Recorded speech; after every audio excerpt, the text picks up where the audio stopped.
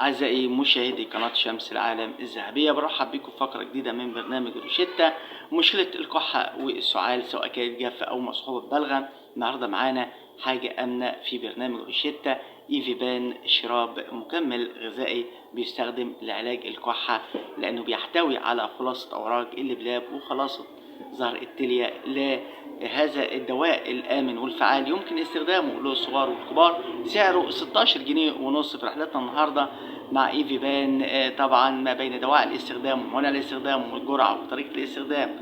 والنهاردة معانا الآثار الجانبية. هنتكلم أولا عن دواعي الاستخدام الخاصة بإيفيبان شراب. إيفيبان شراب طبعا بيستخدم لعلاج الكحة والسعال المصحوب بلغم أو غير مصحوب بلغم.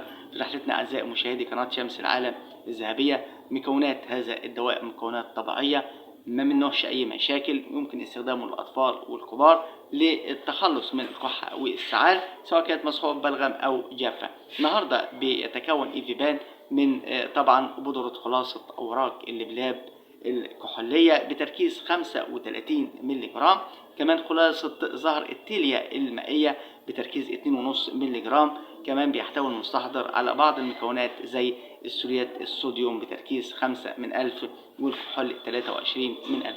دواء الاستخدام زي ما قلنا لحضراتكم بيخلصك من الكحة والسعال سواء كان جاف أو غير جاف، لكن الجرعة وطريقة الاستخدام بيحددها الطبيب أو الصيدلي. وهي دي قاعدتنا على قناة شمس العالم الذهبية مع إيفيبان في برنامج روشيتا. الطبيب أو الصيدلي هو اللي بيحدد الجرعة وطريقة الاستخدام. مهم جدا طبعا الجرعة المعتادة للأطفال من 2 إلى 5 سنوات بتكون 2 إلى 2.5 ملي مرتين يوميا، الأطفال من 6 سنوات إلى 11 سنة 5 ملي مرتين يوميا، الكبار 5 ملي 3 مرات يوميا. يمنع استخدامه للأطفال أقل من 2 سنين. إيفيبان شراب طبيعي 100، لكن مهم جدا يجب ألا تقل المدة الزمنية بين الجرعة والجرعة الثانية عن 6 ساعات، يعني المفروض تاخد كل 8 ساعات أقل مدة. في احتياطات بيستخدم هذا الدواء إيفيبان بحذر في المرضى اللي بيعانوا من التهابات أو قرحة المعدة. كمان ما ينفعش استخدام المستحضر إلا تحت إشراف طبي في بعض الحالات، زي مثلا عندي أمراض الكبد والالتهاب الحوامل والمرضعات، يفضل عدم استخدامه. في موانع استخدام من موانع استخدام إيفيبان شراب لعلاج السعال مكمل غذائي. أعزائي مشاهدي قناة شمس العالم الذهبية، الناس اللي عندها حساسية اتجاه مكونات إيفيبان شراب، ظهرت حساسية بعد الاستعمال، يجب وقف الدواء واستشارة الطبيب على الفور. في أعراض جانبية من الأعراض الجانبية ممكن يحدث التهاب جلد، مش كل الناس، ضيق في التنفس، غثيان، قيء، إسهال، كمان حكة، وأحيانا بيحدث طبعا الميل إلى القيء باستمرار.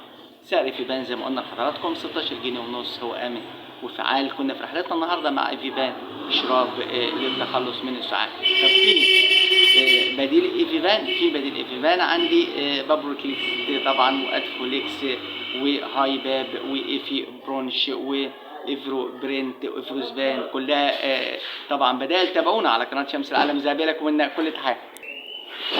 بكده نكون انتهينا أعزائي مشاهدي قناة شمس العالم الذهبية مع إيفيبان شراب لعلاج السعال. تابعونا باستمرار على قناة شمس العالم الذهبية، لكم منا كل التحية، ورب انزع الأمر.